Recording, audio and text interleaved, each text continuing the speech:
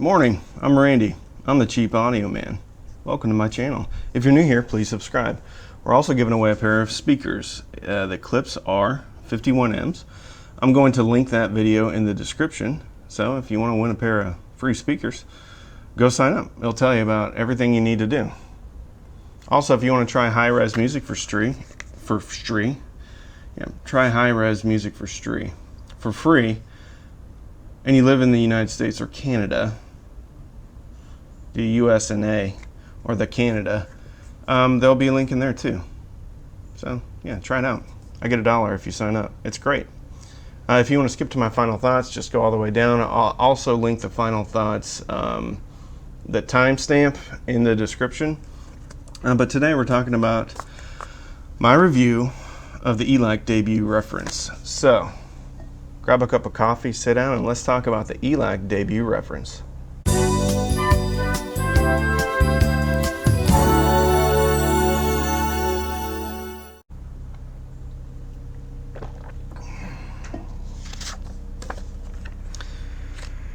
All right, so a little background on the Debut line. I'm gonna take these off. I'm a fan. I'm a fan of Elac. I'm a fan of the Debut Reference. The first generation Debut B6 was kind of like my holy cow speaker. I had heard music, but I'd never experienced music like I had when I listened to the Debut B6s. And it's because they soundstaged so big and they imaged so well and they had such good off-axis performance. I never had that kind of three-dimensional music experience before the B6. So I ended up I still have the original Debut B6s, and I did purchase the B6.2, and I ended up returning them, and then I also purchased these, and we'll talk a little bit more about why I returned the B6.2. And they haven't been exiled forever. I'm still open, and if I find a really, really good deal, I'll probably pick up another pair again. But yeah, anyway. Also, I have the Elac Unify UB5s. Pretty much the whole affordable Elac series. And when I say affordable, I mean like $600 and below. I like Elac. All right, I'm doing my cards a little bit differently, so I want to make sure that I don't miss anything. Because I'm running out of cards, so I'm writing on the front and the back now. So I have to make sure I flip them over. Anyway, what are the specs? They have a 1-inch cloth dome tweeter. It doesn't say silk dome, it says cloth dome. A 6.5-inch Aramid woofer. Very stiff. They're rated at 44 hertz up to 35,000 hertz. 86 dB and 6 ohms. So they're not too terribly hard to drive at all.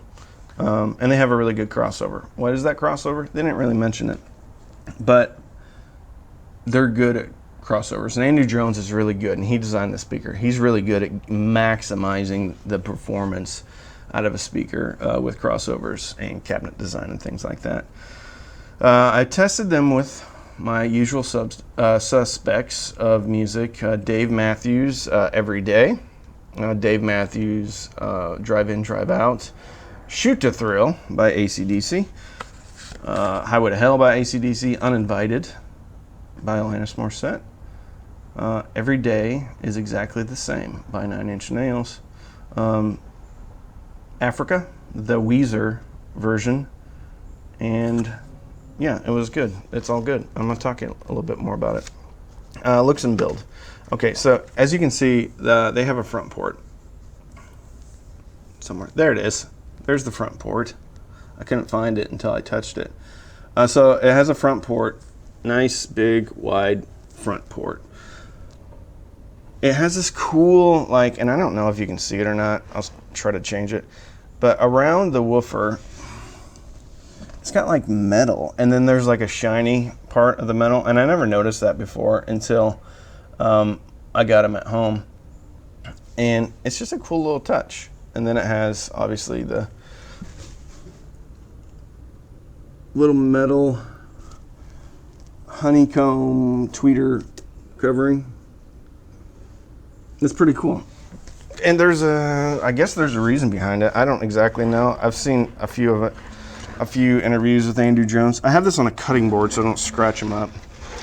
But mine are in, I don't know, you call it like a walnut or an oak finish on the side, and then the front baffle is black. And I like that color scheme. It also comes in white, I believe, on the side, and then, or it's a white front baffle and then wood outside. And that's pretty cool looking too. And then it has the heather gray grill that are magnetic. And they go on like that. Anyway, it's vinyl wrap, but I don't know why people get so like excited about wood veneer. I don't want wood veneer. It's more of a pain to take care of, and it's like 2 millimeters or 3 millimeters of wood over the top of MDF anyway. So I don't know what the point is. Anyway, I got a comment that knocking on speakers isn't a good way to tell if they're braced or not.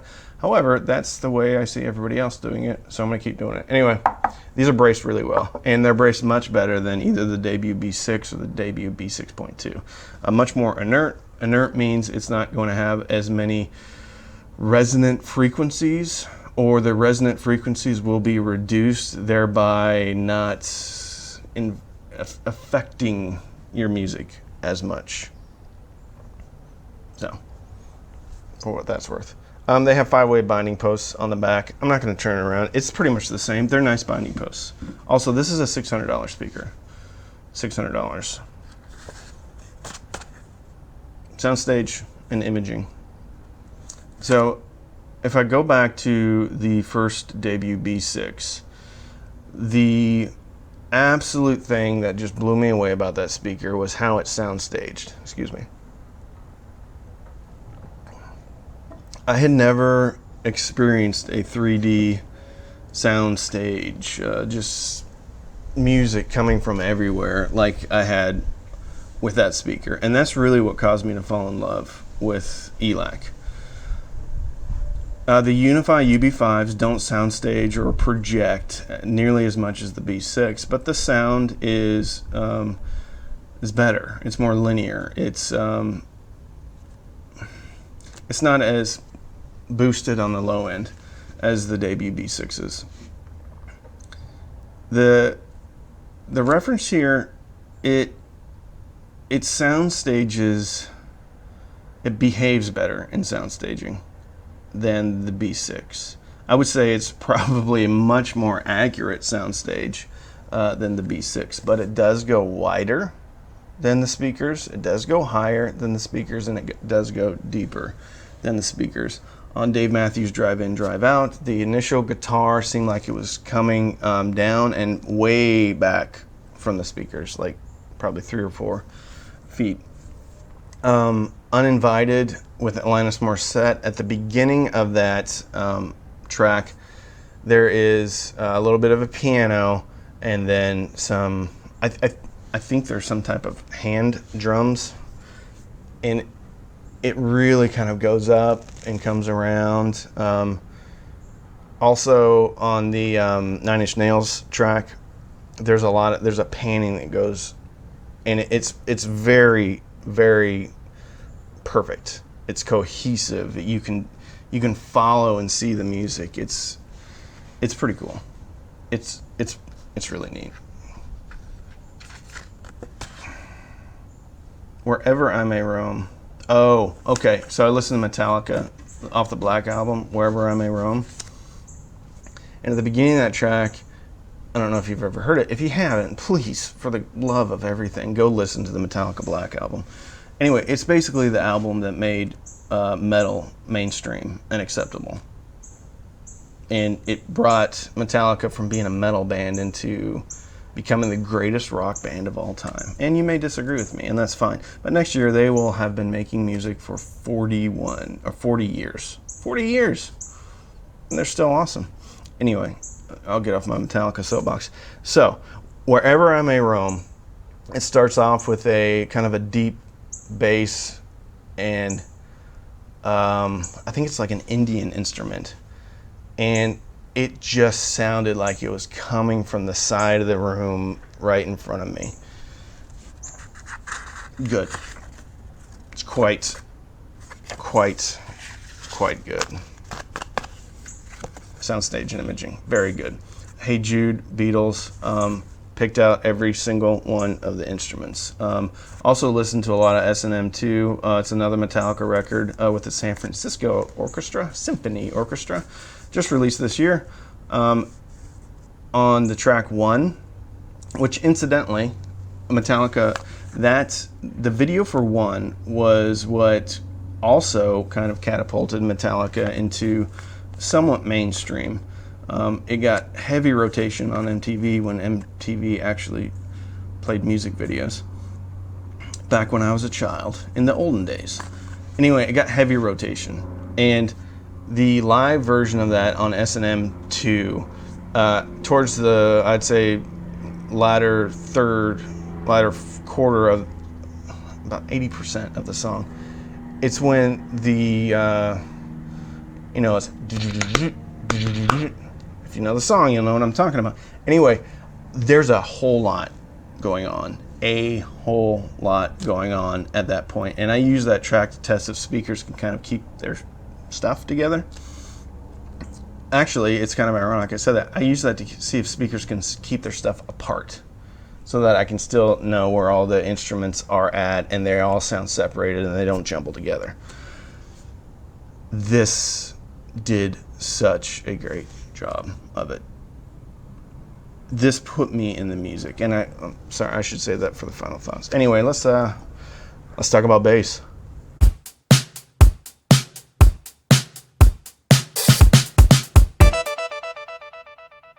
Bass on these is incredibly good. It's full, leaning towards maybe almost feeling boosted, but it's still accurate. It's still fast for being that full, and it's extraordinarily full considering it has a front port. Placement on these, it didn't really affect the bass all that much. And frankly, the Debut B6, which is rear ported, I put these in the same position. So I put the B6s about 20 inches from the wall, and then I put these about 20 inches from the wall. The bass response was almost identical, and the B6s are, I would say, boosted on the bottom end. These didn't seem boosted though, and they had a front port. So I pushed them closer to the wall, and it didn't really affect the bass. Like I didn't get room gain, and that's when stuff's shooting off the back wall. And because quite frankly, if we're sitting in a room, we're kind of like sitting inside a speaker. And then the drivers are actually projecting sound, but the room is affecting that sound by the size, by the length, and all sorts of other things. Anyway, that's a whole nother video. So my point is, these still have really great bass, even with them pulled out from the wall, with them close to the wall. It doesn't really affect them, and I think they designed them that way so that they can have more freedom in placement, because the B6.2 is front ported and the Unify UB5.2 is also front ported. So whatever criticism they got about the rear porting has been mitigated with the front ports. I didn't mind the rear ports, quite frankly. Anyway, the bottom line is the bass is really good, very good. It's thick, it's warm, it's quick, it's accurate, and it really fills out the music. I didn't really see a need to run a subwoofer with these, although I did run a subwoofer with them just to see how it affected the overall sound. But the bottom line is these do bass very, very well. All right, I covered all that. Let's talk about the mid-range.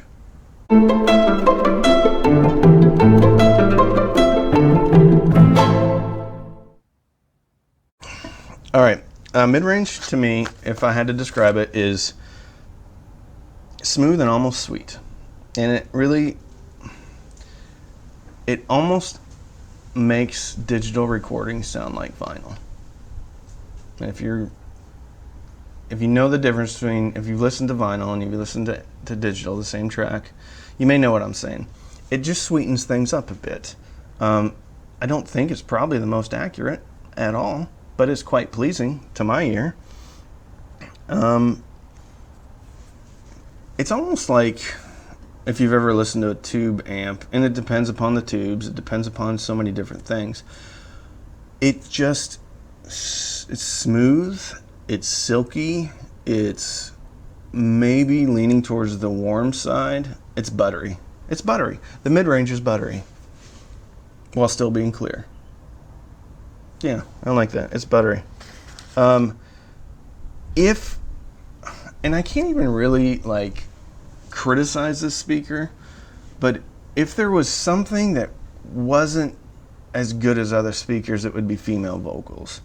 Alanis Morissette, she was there, she was clear, I could tell her, but I couldn't, just the little subtle nuances of her voice, I couldn't hear on the reference as well as I could hear on the Klipsch RP600M. That may make a difference to you, and I'm not, and by no means am I saying that this doesn't do female vocals well. I'm just saying it doesn't, I don't think it does female vocals as well as the Klipsch RP600M. But it's still incredible. It's still great. It's got great tone. If it leans anywhere, it leans slightly to the warm side. I think the bottom half of the mid-range on this speaker is extraordinary. I think the top half of the mid-range can be, I wouldn't say veiled, but not as detailed as some other speakers, specifically the Klipsch RP600M. It's not forward and it's not step back. It's just right there. It's a very well balanced mid-range. Acoustic guitars, ooh, they sound good because of that butteriness. The top end, when a higher frequency of the acoustic guitars, doesn't sound quite as clear as the RP600M. I'm not saying it sounds bad. I'm just saying that's kind of the big difference on those speakers.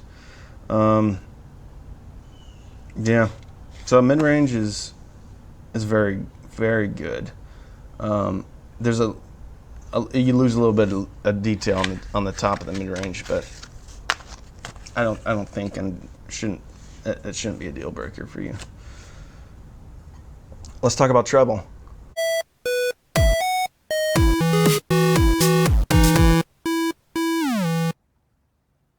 So first of all, I took the grills off, and the grills affect the treble, and not in an insignificant way. This speaker is far from being bright. If I'm saying, some people might even call this a warmer speaker. I wouldn't call it warm. I've heard warm speakers, and this sounds much better than that. Much different than that. I can't say better. It's up to you. But if you have the grills on, it attenuates the treble. There's no other way to say it. If you have the grills off, the treble sounds better. Treble still sounds okay with the grills on. It sounds much, much, much better with the grills off. So if you can, take the grills off. It's very balanced. It's very nice. It's very well behaved. I think it's linear, or linear. I think it's flat. I don't hear any bumps. I don't hear any. Maybe it's a little bit rolled off. Cymbals, though, sound great. Maybe not as accurate as the Klipsch RP600M.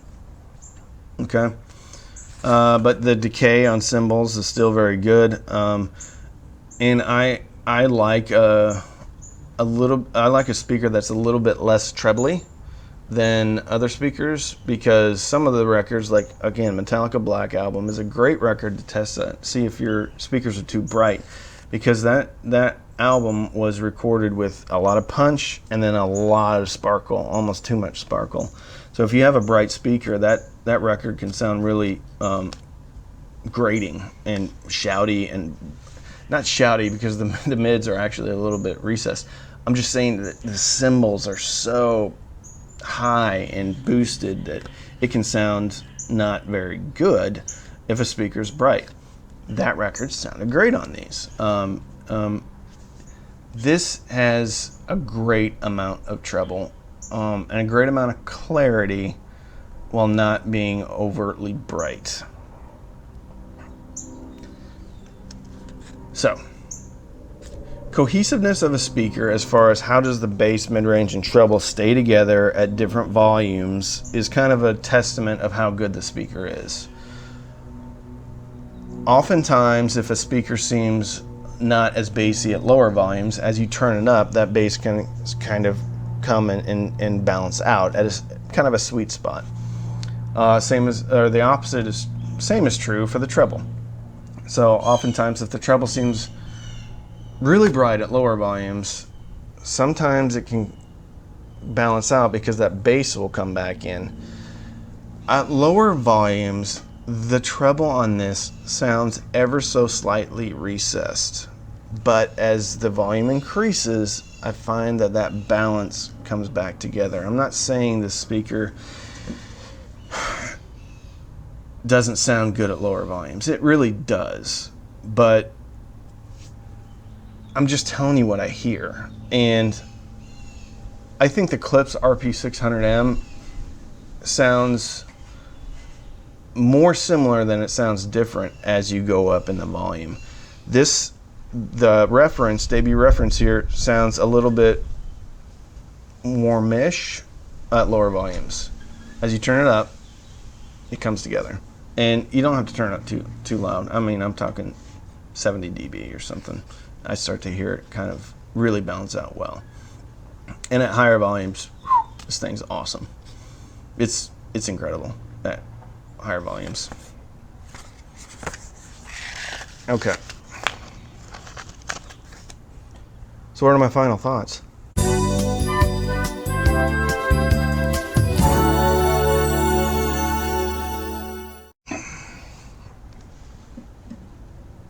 I love this speaker. I really do. It's like everything that's good about the debut B6, and everything that was supposed to be good about the debut B6.2 put together and then made better. While this does not soundstage as wildly as the debut B6, it soundstages better than the RP600M. It's getting very windy. I think it images better than the RP600M. I think it looks great. You can affect the sound greatly by what type of amplifier you have on it. So if you have like a Class D, I think these would be really good connected to a Class D. And I know Class Ds can sound different, but Class Ds, most people would agree that they can be a little bit thin and bright. This speaker is, I wouldn't call it a warm speaker, but it leans towards warmness. It has that extra butter. So if you're hooking it up to a brighter amp, like some Class Ds, and even my Anthem integrated 225 is a brighter amp compared to my Emotiva TA100. So on a brighter amp, you know, that treble is going to come up a bit. And on a darker amp, you're going to almost get like or a thicker amp. Like the Emotiva is really meaty. It's a very good $400 amp. And these sound great. With the Anthem, they sound more like a Klipsch RP600M, if that makes sense. I will say this speaker, I think, is influenced by the amp more than the Klipsch is influenced by the amp. So you can kind of tailor it to your taste. Out of the box, it's fine, and it's great, and it's incredible, and I think anybody that listens to this is going to find a lot of pleasure out of it. If you're really looking for a brighter speaker, then buy the Klipsch or buy an amp that you know leans towards being a little bit brighter. I think it's gorgeous. This is a speaker you could listen all day on. It fills the room. I mean, fills the room. This 6.5 inch, what they've got going on with it, and the waveguide on the tweeter, it's like having a tower that's not a tower, if that makes sense. Yeah, it's got more soundstage than the Klipsch. and I'll go back to it. It sounds more analog. It sounds more analog. It sounds like a record. Every time I play anything out of it, I'm like, yeesh, man, this sounds awesome. It sounds like a record out of a good phono stage. I will say that this speaker probably editorializes the music a bit. And good. It makes it great. With most people consuming digital music these days, and digital music having a tendency to be a little bit antiseptic or clean or hard or whatever it is, this warms that up a bit. It's a fantastic speaker. This could be your entrance into the audiophile world, or this could be the absolute last speaker you buy.